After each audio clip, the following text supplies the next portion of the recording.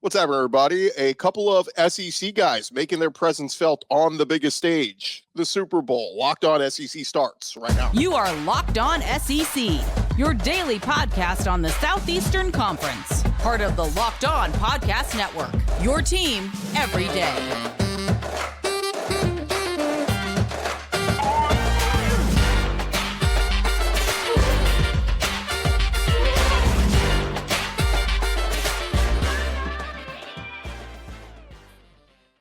And what is happening, everybody? Welcome into Locked On SEC. It's great to have you guys along. A reminder, new customers, join today at FanDuel, and you will get $150 in bonus bets if your first bet of $5 or more wins. Visit FanDuel.com/LockedOn to get started. I'm Chris Gordy. Thanks for making Locked On SEC your first listen every day. Shout out to our everydayers. We're free and available wherever you get your podcasts and on YouTube, part of the Locked On Podcast Network, covering your team every day. We've got plenty to discuss. Didn't get a chance to talk to you guys yesterday, so let's go around the conference. Boots out to the right. Makes the handoff.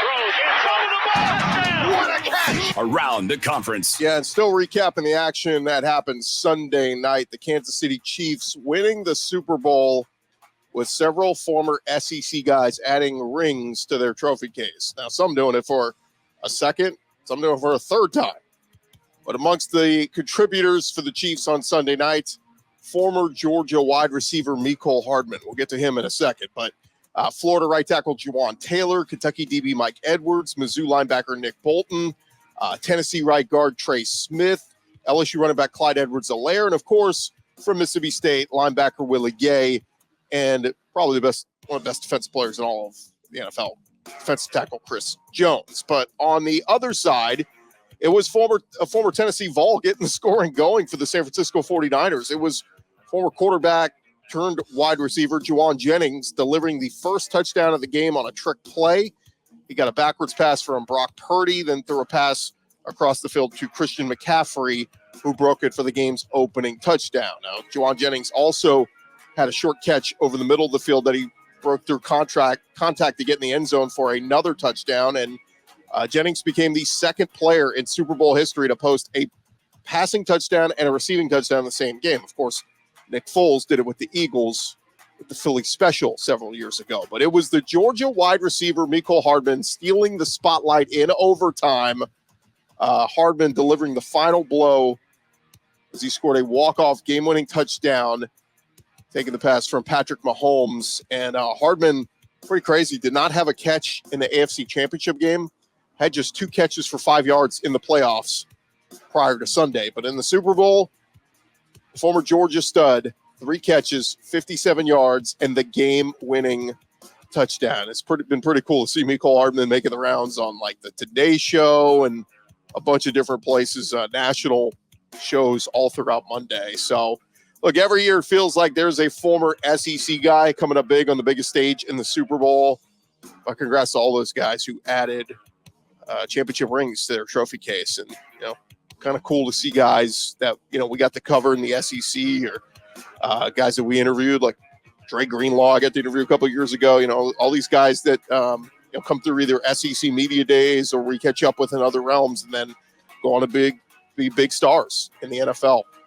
Very cool. I don't know if anything's going to top what we had a couple of years ago when we had, it's always fun when you have the high-profile SEC versus SEC quarterbacks. Like we had Matt Stafford from Georgia and Joe Burrow from LSU playing each other in the Super Bowl. That was really cool. But, hey, I'm sure it's not going to end anytime soon. I'm sure we'll continue to see big-time SEC guys on the biggest stage in the Super Bowl. All right, in some other current SEC news, over at Alabama, became a final. We did tell you guys over the weekend that Ryan Grubb heading to Seattle before he even coaches a game as Kalen DeBoer's offensive coordinator at Alabama. And it was confirmed that the Crimson Tide also losing offensive line coach Scott Huff. Huff, of course, coached the Joe Moore award-winning O-line at Washington last year. According to Tom Pelissero, Huff joining the staff over there with the Seattle Seahawks. He will be their new offensive line coach. And so Kalen DeBoer having to find a new O-line coach and find a new offensive coordinator. We expect we'll hear some movement there. Again, rumblings that maybe Kirby Moore from Missouri could be in play for that OC job. other notes going on around the conference. Over Florida, their strength coach, Craig Fitzgerald, who was hired just a couple months ago from the New York Giants, he is heading to Boston College to join former Alabama OC, Bill O'Brien, his new staff.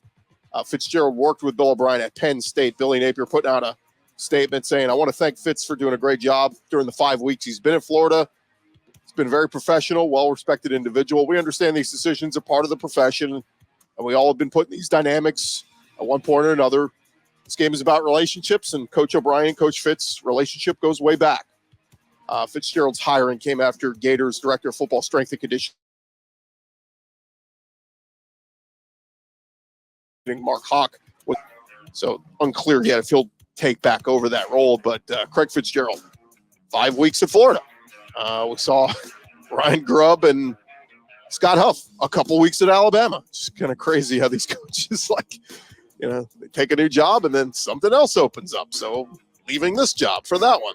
Over at Tennessee, it was rumored over the weekend, became official. Jerry Mack, their running backs coach, is officially leaving for the Jacksonville Jaguars. So a little bit of a hole there for the Vols to fill. Also want to say kudos to Josh Heupel. Amid the NCAA investigation at Tennessee, the NCAA looking into potential NIL violations. Josh Heupel wrote on Friday in a declaration supporting the preliminary injunction that is seeking to stop the NCAA from enforcing these rules. He wrote, because of the risk of injuries in college sports, an early NIL deal could be the best or only deal that a player might ever secure in college. The current NIL environment is complicated for everybody involved, but the NCAA rules are vague and confusing, and they frequently change, and they sometimes conflict with the NCAA's prior guidance. So Josh Heupel getting a lot of praise for the stance he has taken publicly against the NCAA, as a lot of people tend to be doing as of late. All right, over at Texas, we know that Arch Manning is going to be backing up Quinn Ewers this year as the second-string guy, and Eli Manning was making the rounds at Super Bowl week last week doing a lot of media, and he appeared on the Zach Gelb show, and he was asked about Arch Manning's potential plans at Texas, and Eli jumped to the defense of his nephew Arch very quickly. He said, look, Arch picked Texas because that's where he wants to be, and that's where he wants to play football. He likes Coach Sark. He likes the offense, what they're doing. He knew last year he was going to go. He was going to go redshirt, get a little playing time. He said, but the plan was Ewers would go there and learn and wait his turn. And that's exactly what he is doing. Eli went on to say he understands the current era where players transfer very easily after just 1 year, but he said the fact you could transfer so easily now doesn't mean you should just do it just because you're not playing right away. A lot of quarterbacks when I was in college, that was always the game plan. You redshirt, you sit a year, you have 3 years of eligibility. He said that's what I did at Ole Miss, and I think it helped me. I know Arch wants to play, but being patient and continuing to learn can be very good as well. I'll continue to bring this up all throughout this offseason. Quinn Ewers can't stay healthy. Quinn Ewers missed some games this year at Texas. He's probably going to get hurt again next year, and they're going to need Arch Manning probably to start a game or two. Just guesstimating, but it's happened throughout Quinn Ewers' career. So just something to keep an eye on there next year. Arch being second, he'll be second string to start the year most likely, but he's going to play at several points, I think, next year for Texas. Speaking of Texas, Paul Feinbaum on Jocks FM on Monday with Greg McElroy and Cole Kublik talking about who he thinks is going to be the playoff mix heading into this upcoming football season. He said he's got Alabama in the second tier of SEC teams in the playoff mix, along with the likes of Missouri and Ole Miss. But he's got Georgia and Texas in the upper echelon. He said, look, I might have had a little more confidence in Alabama a couple days ago, but without knowing the OC situation, I still think there are many great players on the team. I think Kalen DeBoer is a very competent coach. It's going to come down to one game, and it's going to come down, so I see Alabama possibly losing a game or two, but he said it's just a matter that one game, do they win it, get in the playoffs or not?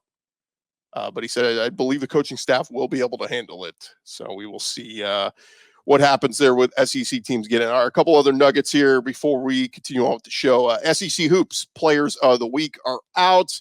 Tyrese Radford from Texas A&M and Colin Murray Boyles from South Carolina honored by the league. Tyrese Radford averaged almost 25 points and 4.5 rebounds a game last week. So tremendous for him. And then Murray Boyles averaged 23 points, 8 rebounds, and wins over Ole Miss and Vandy.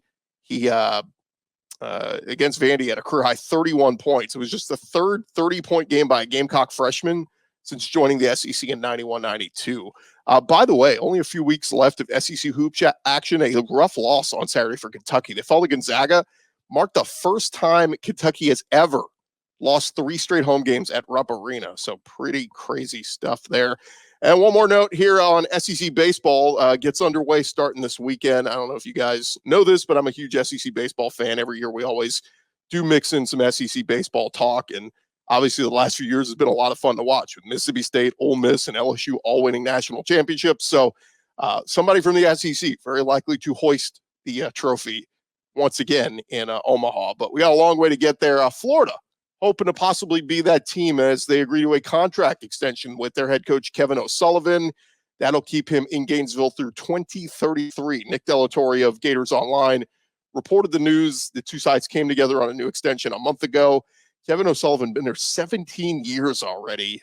Crazy how quickly time flies, but it'll carry an annual average salary increase from $1.2 million to $1.8 million, which will make him the SEC's second highest paid coach. So he's a 3-time SEC Coach of the Year, and it ranks 3rd among active Division I coaches with a .681 winning percentage. 13 first-round MLB draft picks have come through his program since 2012. That is second most nationally. So Kevin O'Sullivan, congrats to him. Tremendous head coach, and see what he is able to do with the Florida Gators this year. All right, thank you guys for making Locked On SEC your first listen every day. Coming up next, our conversation from Senior Bowl week. We were able to catch up with a couple of Florida Gators. So we'll bring you our conversation with wide receiver Ricky Pearsall as he heads to the next level, trying to be that next big NFL star here on Locked On SEC. First, want to remind you guys, this episode presented to you by friends over at FanDuel. Look, get your buckets on with your first bet over at FanDuel. It is America's #1 sports booker right now. New customers get $150 in bonus bets with any winning $5 bet. That's $150 if your bet wins. And they got all the great NBA action up there for you. They got quick bets, live same-game parlays, exclusive props, and much, much more. What you want to do is go to their website first. Go to FanDuel.com/lockedon. Make sure you put that locked on in at the end of FanDuel.com. That's going to get you the special promotion we just told you about. Again, $150 in bonus bets with any winning $5 bet. Once you get signed up, then download the FanDuel app, and super easy to use. Every day you can wake up and check out all the great action they got there for you and start getting in on it. Fun time of year. NBA season's coming to the All-Star stretch and then the back stretch of the season, and going to be a lot of fun getting in on that action over at FanDuel. They are the official sportsbook partner of the NBA.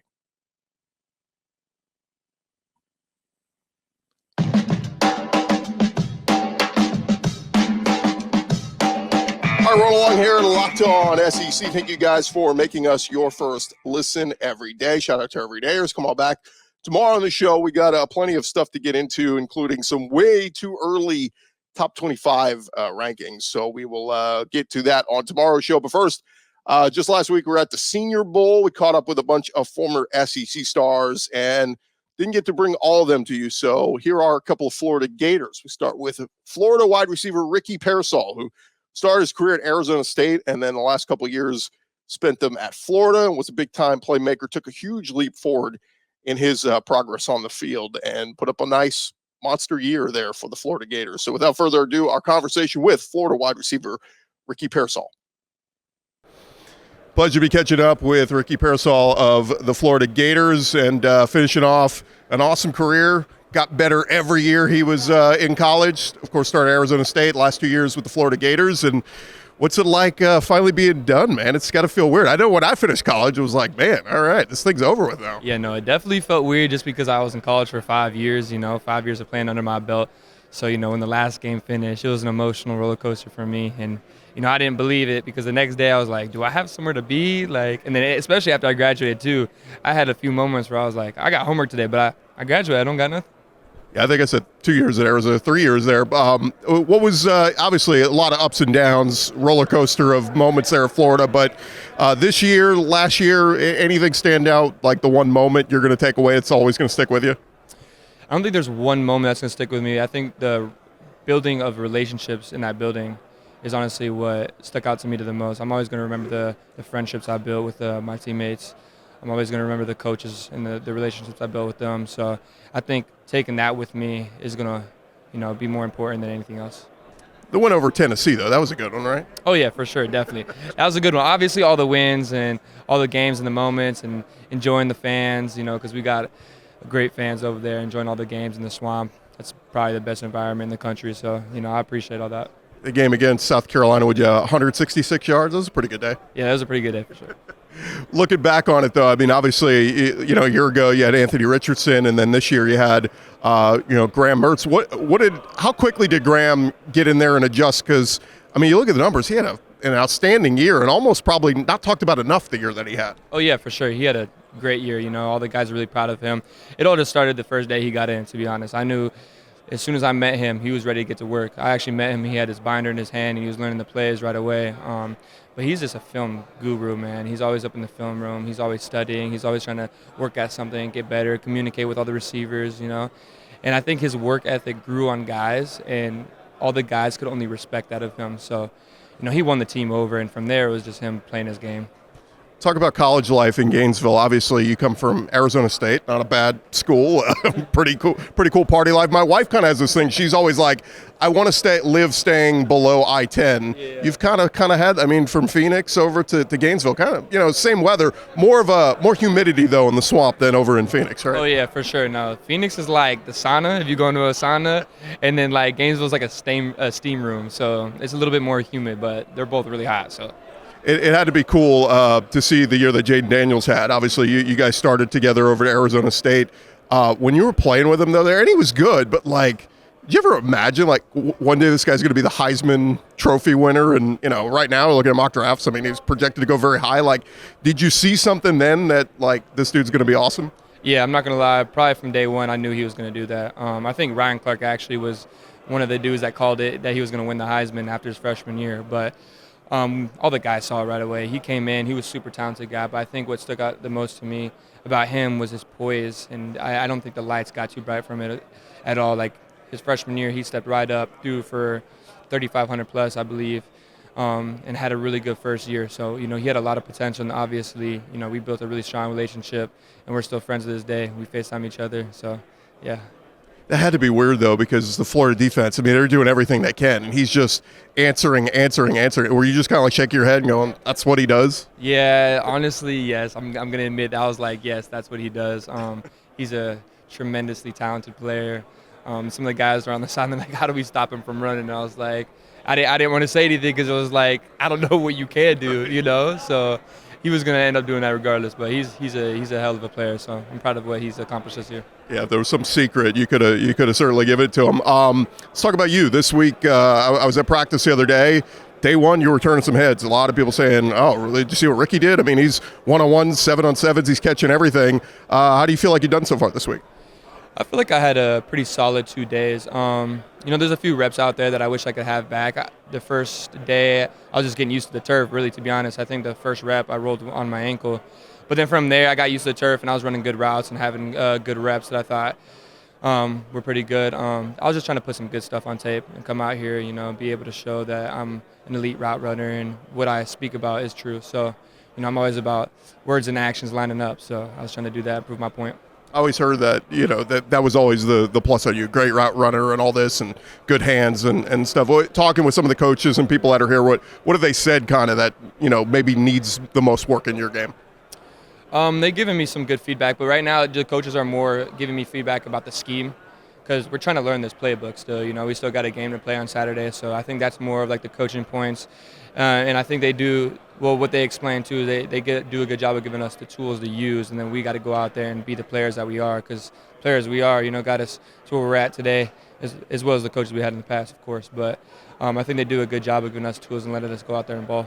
Just a couple more for you here. Adjusting to Coach Napier and his scheme, how difficult was that for you? And is it player friendly, or did you kind of have a little hard time, I guess, grasping it? No, it was extremely player friendly. We actually had individual signalers, so it made it really simple. We could play really fast. The young guys could come in and play right away. And also, I've had a lot of playbooks that I've been through in my college career, so it was easy to obviously learn the playbook that I had with him and, play fast.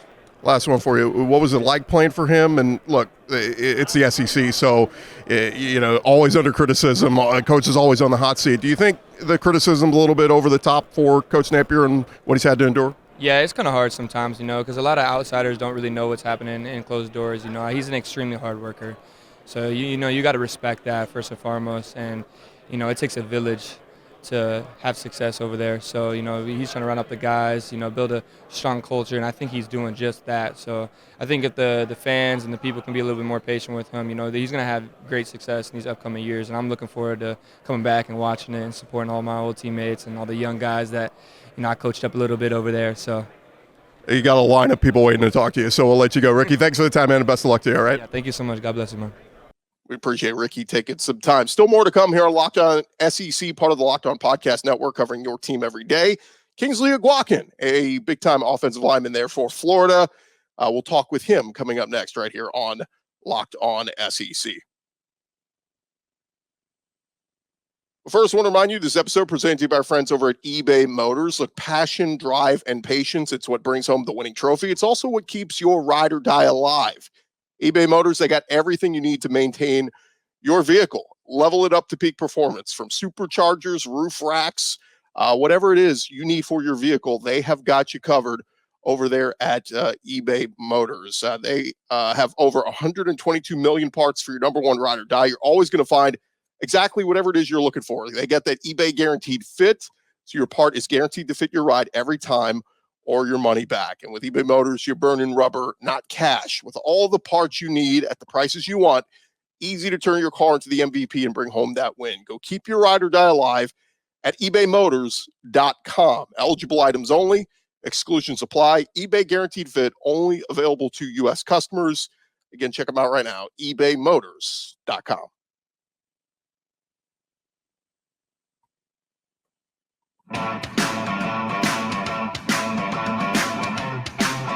All right, run along here, Locked On SEC. Been talking to you guys. We brought you almost all of our interviews from Senior Bowl week, except one, and really enjoyed talking with this guy. We had him on at the SEC Media Days, and he was a big-time offensive lineman in the SEC this year. Battled injuries, was in and out of the lineup, but when he was in there for Florida, he was a difference maker, and we saw that early in the season, some big wins that Florida had, and then we saw the backstretch of the season where the run game kind of struggled a little bit at times, but here was our buddy Kingsley Eguakun, offensive lineman for the Florida Gators. A familiar face to catch up with here, our buddy Kingsley Eguakun from over at SEC Media Days. And look, it took me like 8 tries last time. I think I got your name right that time. Yeah, you definitely did. Let's talk about it, man. The journey from when we talked to you at Media Days to the season. I know the injury sucked. You hate it. But, man, every time you got out there, especially when you first got back out there, you could see the difference in the offensive line. The run game was working better and all that. Let's talk about the ups and downs of the season and what you kind of went through. Yeah, man. So, I got a high ankle sprain a week before our first game, so that's a pretty rough injury. It's really like a 4 to 6 week recovery time. I came back 2 weeks later for Tennessee because, as you know, Tennessee hasn't beat us in the swamp in about 20 years, so I wasn't going to allow our team to be the first one to let that happen. It was hard, but at the end of the day, it comes with the game. It comes with the territory. Just have to persevere through those type of things and ultimately just keep my head up and keep working.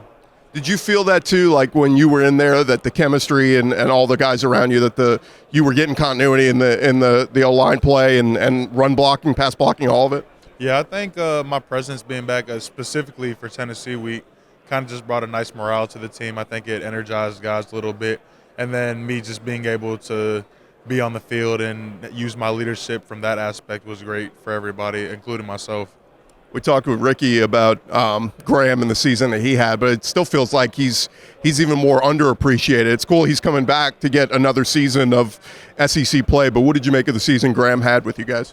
I think Graham had a great season with us, to be honest. Coming in 1 year, learned the whole playbook, being able to make the checks needed for us to be successful.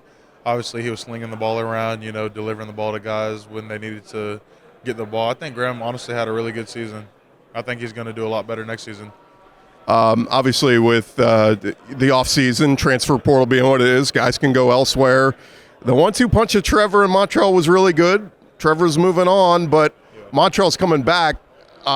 Seems like, though, Montrell's going to be the guy. Like, he has the skill set to be the featured guy, right? Yeah, most definitely. Montrell's a stud. He's a ball player. Obviously, it wasn't ideal losing Trevor, but I think Montrell will be able to carry the load and be able to keep the running game as successful as it has been.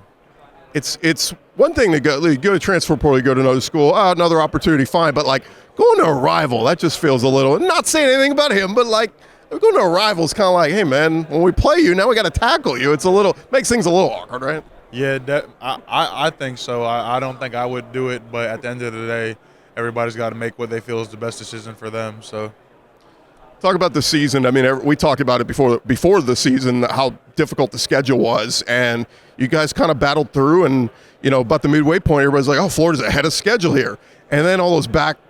Like brutal game after brutal game hit, and I know it was difficult for you guys, but what was it like as a team? I mean, did you guys feel it like mentally, physically, emotionally, like, damn, it's a brutal schedule?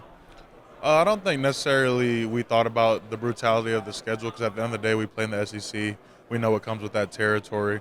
I think it's just more so of a matter of guys consistently executing and being consistent in everything they do for that success to follow. And I don't know if we necessarily did what we need to do for that to happen, and I think that's why the record was what it was. But I believe in Coach Napier and think that he's got a good plan in place.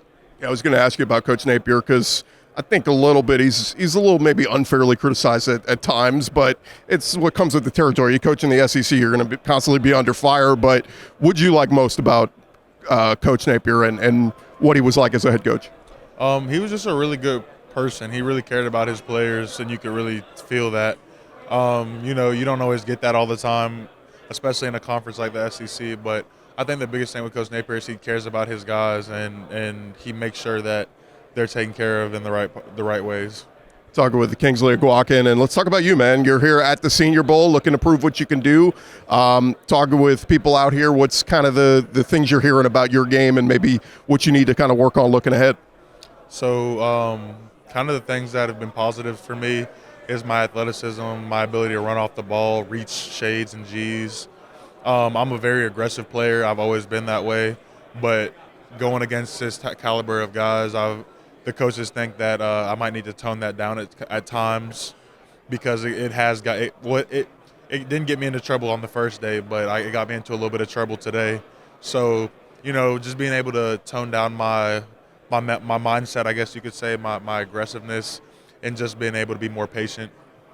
It was crazy, though. I mean, even day one, like when the defense made plays, they were getting loud and hooting and hollering. And, you're talking about the best of the best here. I mean, these are some of the greatest players across college football. And so it's hard to not have that emotion sometimes, right? Yeah, most definitely. And you can tell that these are the best of the best. I've played a lot of good players in my career, but the top players that I've played is pretty much what I'm seeing out here, too. Who, in your years in the SEC, give me a guy or two that was difficult, gave you a little bit of trouble? On my own team, Gervon Dexter, yeah, Big Dex. Yeah, and watching him play on Sundays, he's TJ Slayton's another one too. Both those guys are definitely two guys that prepared me for the moment, but they were a handful at times. Anybody on other SEC teams, or do you not want to give them shine? Jalen Carter, he was a pretty solid player. I'll say that because he's been dominating the NFL as well. But Jalen Carter was a stud as well. Not trying, look, it happens. It's the SEC. Yeah. People get beat. Who's kind of stood out from you the first couple of days here that you've seen? Quarterbacks, running backs, receivers, anybody stand out from you, that you go, oh, that guy's really good? Ricky Pearsall. Slick, my God.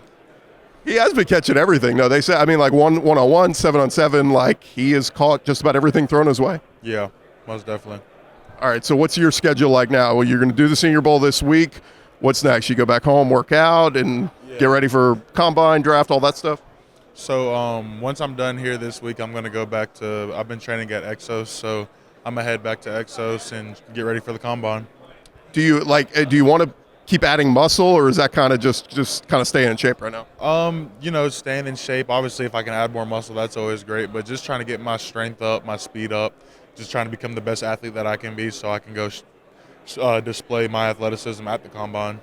One more for you. What are you going to miss most about your time in Gainesville? I've always wanted to be a Gator since about 8th grade. I had family members who went there, so just rocking the orange and blue and kind of playing for a team that I've always cared about like that. But, it's a great opportunity to be able to get to the next level, and whoever picks me, I'll be blessed to be wearing those colors and play my hardest for them. So, Ricky said he's going back any chance he gets. Same with you? Yeah, most definitely. Most definitely. Well, we'll look for you on the sidelines when you return. He is Kingsley Eguakun. Best of luck, man, the rest of this weekend, and certainly moving forward and get ready for the draft, all right? Yes, sir. Appreciate you. All right, thanks again to Kingsley Eguakun. Thank you guys for making Locked On SEC your first listen every day. Shout out to our everydayers. Come on back tomorrow on the show. We're talking some big picture, top 25 rankings for the SEC. Very early rankings, but we'll touch on that tomorrow on the show. For your second listen, go check out the first ever national sports 24/7 streaming channel on YouTube. It's called Locked On Sports Today. Just go to YouTube, search Locked On Sports Today, and you'll find it there, streaming 24/7 with all the biggest top sports stories of the day with our local experts from Locked On. I'm Chris Gordy. This has been Locked On SEC. Everybody have a great day. We'll talk to you guys tomorrow.